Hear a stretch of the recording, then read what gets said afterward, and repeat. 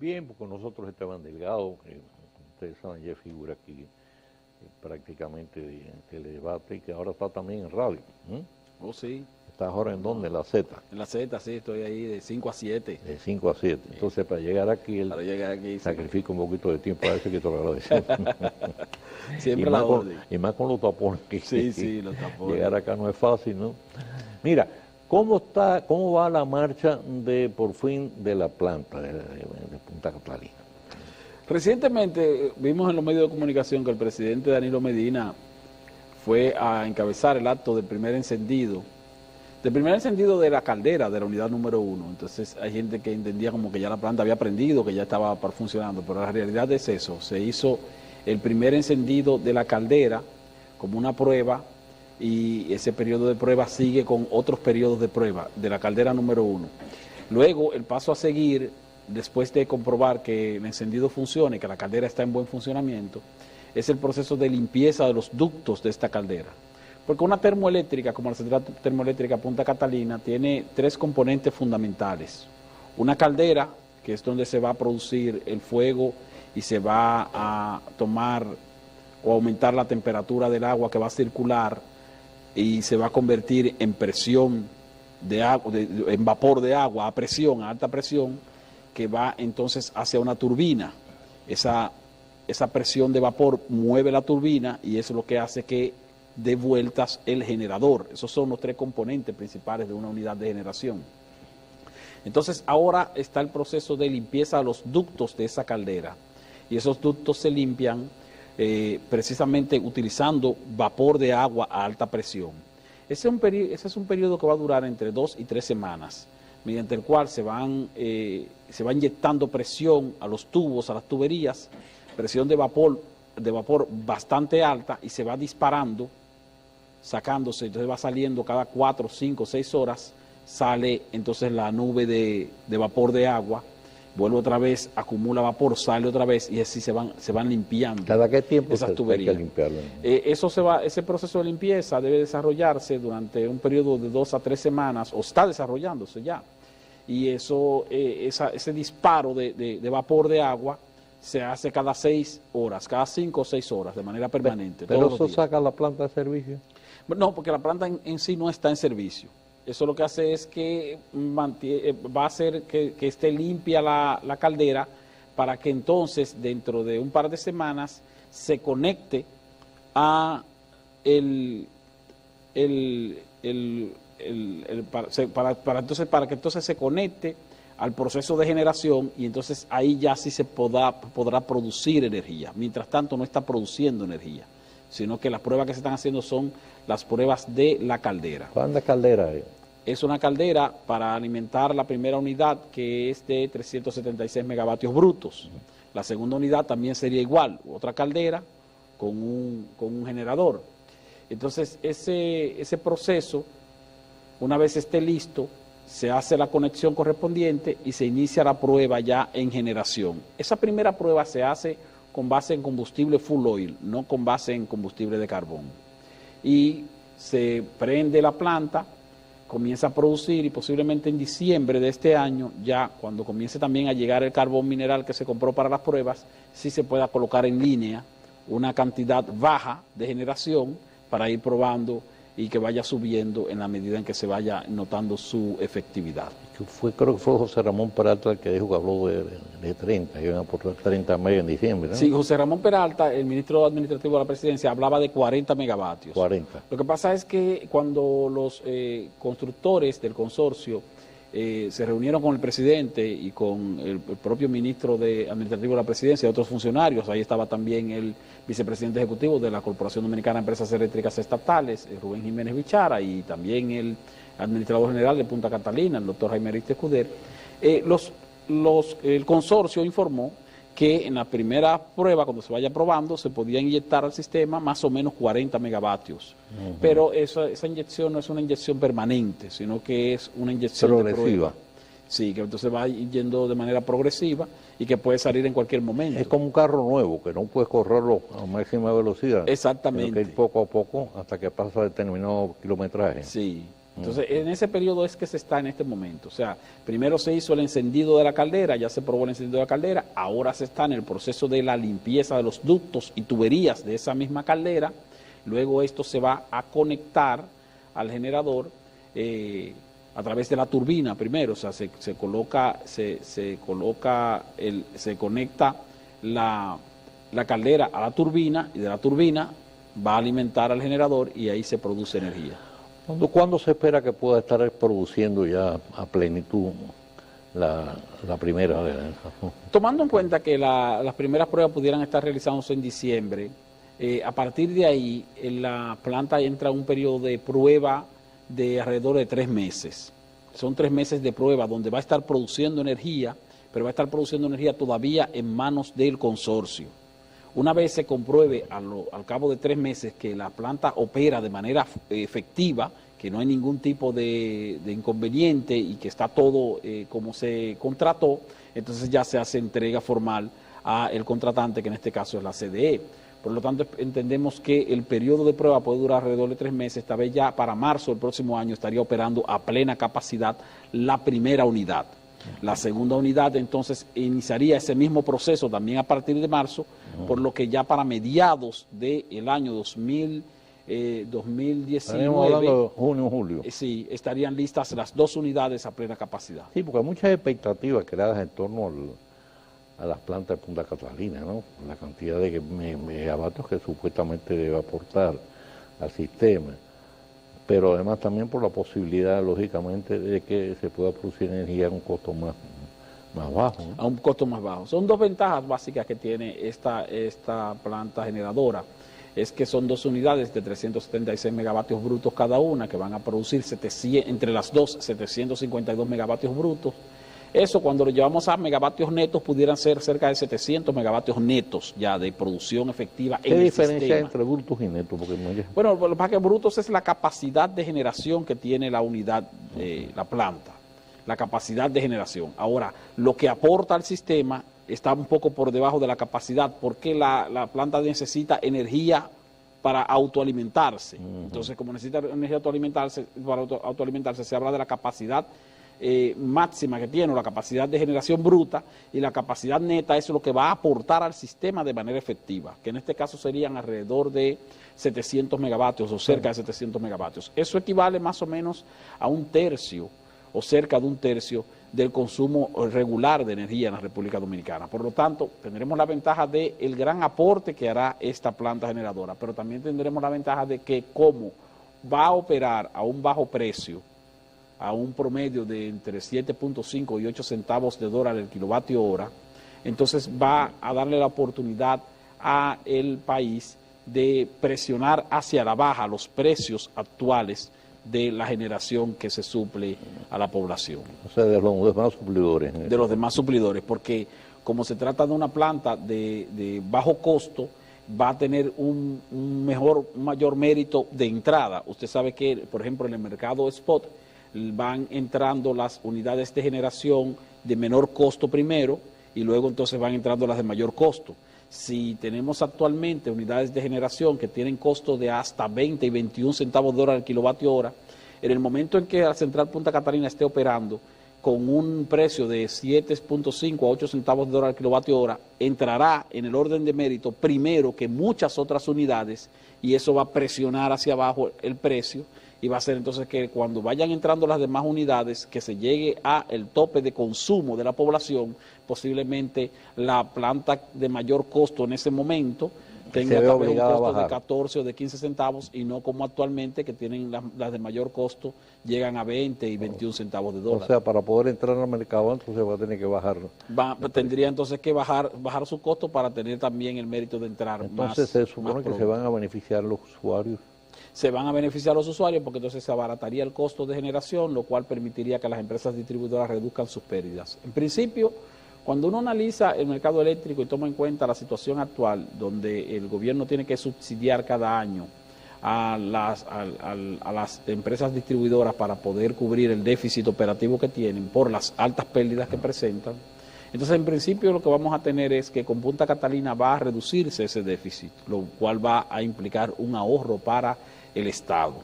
En segundo punto, estaría entonces el equilibrio ya de las empresas distribuidoras que al ver reducir sus pérdidas, entonces tendrían la posibilidad de operar con un margen favorable.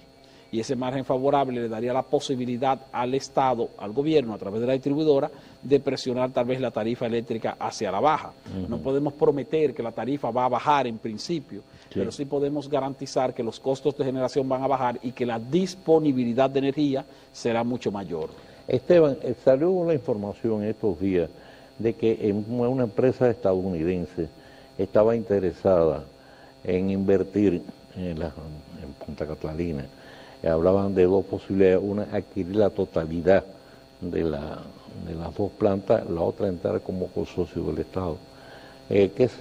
Ha sido una simple especulación periodística, en el fondo hay algo de eso. En realidad sí hay algo de eso. Se han acercado unos inversionistas norteamericanos al gobierno, al presidente Danilo Medina y a los funcionarios del gobierno a través de la CDEE también, para ofrecer la compra de la central termoeléctrica. Esa oferta de compra de esos inversionistas norteamericanos específicamente constaba de tres opciones. Ellos ofrecían la opción de comprar hasta un 80% de la generadora de esa planta por un valor de $2.000 millones. O también ofrecían la posibilidad de comprar el 70% por un valor de $1.750 millones. Pero también ofrecían la posibilidad de comprar el 49% por un valor de $1.225 millones, el 49% de acciones. Lo importante que tiene esto es que, aunque todavía el gobierno no ha contemplado la posibilidad de ofrecer la venta de esa planta, el precio que está ofreciendo de inicio esos inversionistas para comprar esa planta coloca su valor en $2.500 millones. O sea, fíjese que esto indica que esta planta se está construyendo por un valor que está por debajo del valor de mercado que ya están viendo determinados inversionistas en su primera oferta de inversión. Que cuando usted hace su primera oferta de inversión, usted no está ofreciendo lo máximo que usted está dispuesto a pagar, sino usted está ofreciendo lo mínimo que usted está dispuesto a pagar, a ver si luego puja el precio. Entonces, ¿qué quiere decir esto? Que si tenemos ya la oferta de un inversionista o unos inversionistas norteamericanos de comprar esta planta y de inicio con lo que están ofreciendo, están valorando esa planta en $2.500 millones, tomando en cuenta que la construcción o el costo de construcción contractual es de $1.945 millones, más los sobrecostos que se han presentado por situaciones que ya se han informado, pero que en todo caso no llegaría ni siquiera a $2.300 millones, la inversión máxima que haría el gobierno dominicano en la construcción de esta planta, tomando en cuenta que una parte de ese dinero estaría condicionado a el resultado de un proceso de arbitraje donde el Estado dominicano está trabajando para evitar que el costo supere los $1.945 millones. Por cierto, creo que lo hemos comentado en otras ocasiones y me sigue llamando la atención lo siguiente. Existe la versión o la posibilidad de que muchas de las obras construidas por Odebrecht, o quizá la totalidad, están, en este caso, sobredimensionadas en el costo. La Cámara de Cuentas supuestamente estaba haciendo una auditoría para establecer esa posibilidad. Se hablaba inclusive de que el sobrecosto pudiera estar entre 600 y 700 millones de dólares en total. Pero la Cámara de Cuentas no acaba de entregar los resultados. Pero la Cámara de Cuentas efectivamente está trabajando en un proceso de auditoría. La Central Termoeléctrica Punta Catalina está en este momento siendo sometida a un proceso de auditoría de manera estricta por parte tanto de la Cámara de Cuentas como de auditores propios del contratante, en este caso el Estado Dominicano, porque se debe determinar de manera efectiva que lo que se está invirtiendo esté dentro del valor contractual. El consorcio de Odebrecht Limón Estrella ha hecho un reclamo, incluso de dinero adicional, y como como la CDEE está trabajando para evitar que se cumpla esa petición de ese reclamo, argumentando que no tienen razón en lo que están pidiendo, una partida de $708 millones adicionales, pues es lógico que todo lo que se está desarrollando en este momento, pues está siendo sometido a auditoría para evitar eso. Claro que la empresa o una de las empresas del consorcio, en este caso Odebrecht, ha tenido la fama de que muchas de sus obras han sido sobrevaluadas. En este caso no podemos hablar de sobrevaluación, aunque sí podemos reconocer que ha habido sobrecostos, o sea, costos adicionales a lo contractual, porque como quiera que sea, en una obra de esa naturaleza, el gobierno ha tenido que hacer inversiones adicionales, tanto de compañías que den seguimiento al proceso de cumplimiento de la parte técnica, así como del propio personal que se ha nombrado de parte de la CDE de forma adicional para estar también ahí acompañando a la empresa constructora, y eso también implica costo, o el costo también de los intereses del financiamiento que ha tenido que buscar el gobierno para poder cubrir. No, yo no me estaba refiriendo específicamente al caso de Punta Catalina, sino a las demás obras que ha venido ejecutando los Odebrecht. Bueno, sí, que fueron sometidas a un proceso de auditoría por petición de la Procuraduría General de la República. Correcto. Sí, pero ese proceso no sé. Porque si yo estaba pensando a la qué nivel está en posibilidad, este momento. si lamentablemente se perdiera en este caso el arbitraje, bueno, dependiendo del resultado de la auditoría, en este caso, de posibles evaluaciones en las demás obras realizadas por la Odebrecht, se podrían realizar también una operación de compensación. Sí, exactamente. Si se determinara o si se llegara a tener la certeza de que hubo o no sobrevaluación en el caso de otras obras, pero eso también tiene otras implicaciones, porque estamos hablando de que por las demás obras que construyó esa empresa en el país hay un proceso judicial, un proceso que está en la justicia en este momento.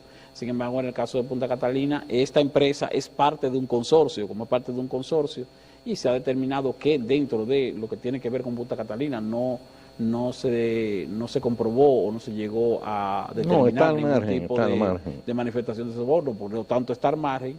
Entonces sería tal vez un poco complicado hacer una especie de compensación en esa dirección. Sí, fíjese que no se ha contemplado compensación, por ejemplo, con los 184 millones de dólares que esa empresa se comprometió a devolverle al Estado por la admisión de sobornos por el orden de los Lo que pasa es que las auditorías las auditorías que estaría realizando supuestamente la Cámara de Cuentas de todas esas obras están, aunque fueron solicitadas por la Procuraduría, pero están al margen del juicio ahora mismo que se sigue de la Odebrecht. Eso sería cuestión de otro tipo de reclamación, sí, ya que entiendo, no tendría nada que ver con esto. Está claro eso. Sí, vamos a hacer la pausa y regresamos. Perfecto.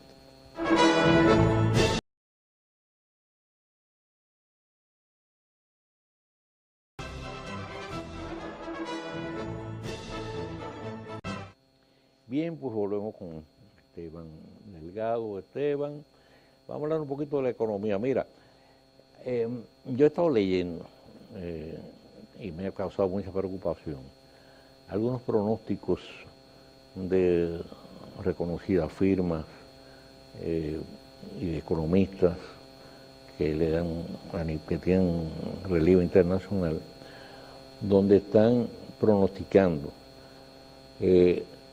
una posible crisis económica para alrededor del año 2020. En la República Dominicana. No, en general. En general. En general. Entonces, porque dicen que la economía en este caso tiene un ritmo histórico de que cada 9 o 10 años se produce una situación de crisis. Entonces, no solo se guían por ese aspecto, sino por otros detalles, ¿no? Que menciona ahí también. Entonces, yo me pregunto, en este mundo globalizado, como es natural, cuando hay una crisis de esa naturaleza, todos los países de una u otra forma, medidas resultan afectados. La vez pasada salimos bastante bien librados dentro del crack que se formó tan extraordinario, ¿no? Y sobre todo para los Estados Unidos. Pero me pregunto hasta qué punto nosotros podemos estar blindados con vistas a proteger nuestra economía o reducir al mínimo posible los efectos negativos de una crisis de esa naturaleza. El blindaje que pudiera tener la República Dominicana tal vez se pudiera poner de manifiesto en cuanto a la limitación que tenemos sobre la dependencia del ámbito internacional para determinadas circunstancias en materia económica. Y cuando hago referencia a eso, lo digo es por el hecho de que nosotros tenemos, por ejemplo, un sistema de generación de divisas que, si bien se mantiene en crecimiento, es un crecimiento no tan acelerado como se espera y que no depende tanto de factores externos. Por ejemplo, nos sustentamos mucho en el turismo y el turismo depende básicamente de la llegada de visitantes tanto de Europa como de Estados Unidos y de algunos países de América Latina, principalmente.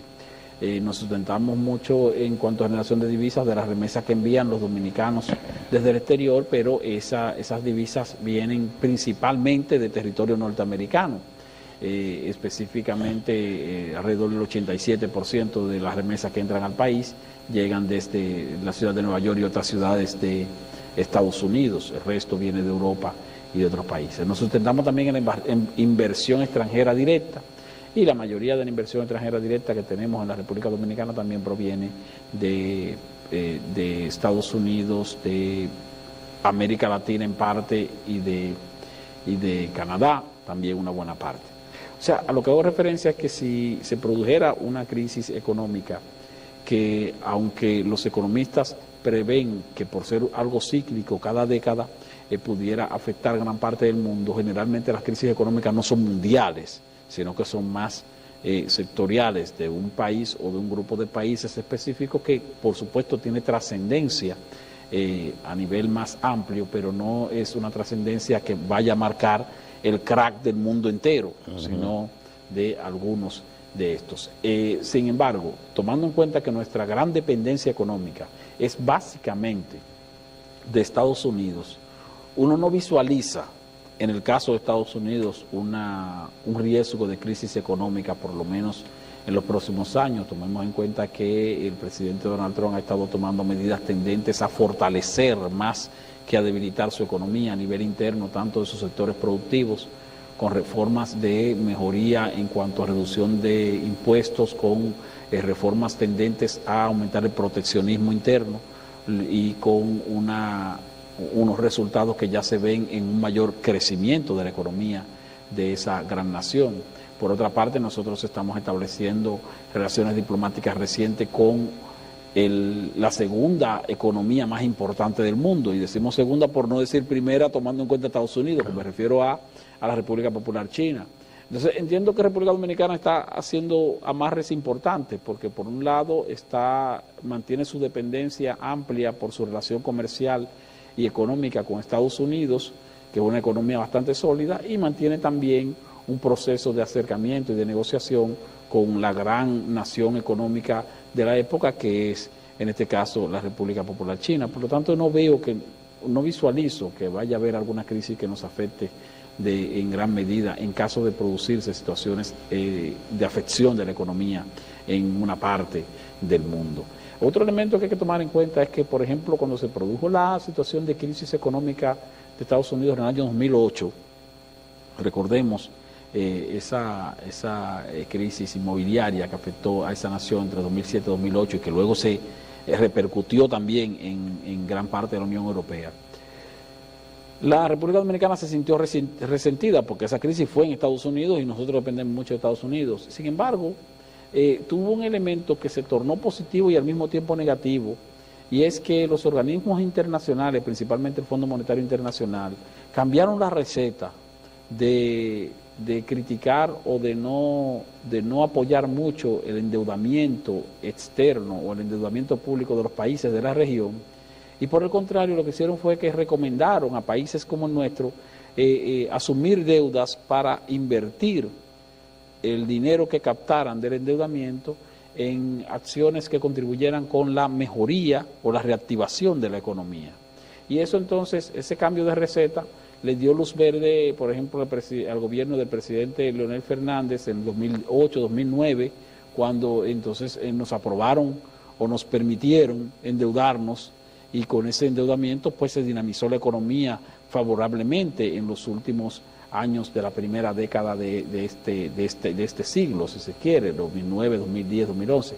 Ahora, ¿qué ha ocurrido? Que esa recomendación ha sido aprovechada en exceso por nuestro gobierno. Se le fue la mano. Y se nos ha ido la mano, y ahora tenemos niveles de endeudamiento que son bastante altos, y hemos tomado como referencia que cada vez que se necesita dinero, pues en vez de buscar la manera de reducir el gasto o de ser más restrictivos en cuanto al tamaño de nuestro presupuesto, lo que hacemos es que recurrimos al endeudamiento público y ya hoy día tenemos un nivel de endeudamiento consolidado, incluyendo el sector público no financiero y el sector público financiero, en este caso los certificados del Banco Central, que pudiera rondar el 53-54% del Producto Interno Bruto, ya un nivel preocupante para la economía. Bastante elevado. Sí. Está bien. Bien, muchísimas gracias, Esteban. Gracias por haber estado con nosotros en este debate. Siempre estaremos a la orden. Sí. Así que pronto te esperamos por acá de nuevo. Vamos a hacer la pausa y regresamos con el tiro rápido de este día.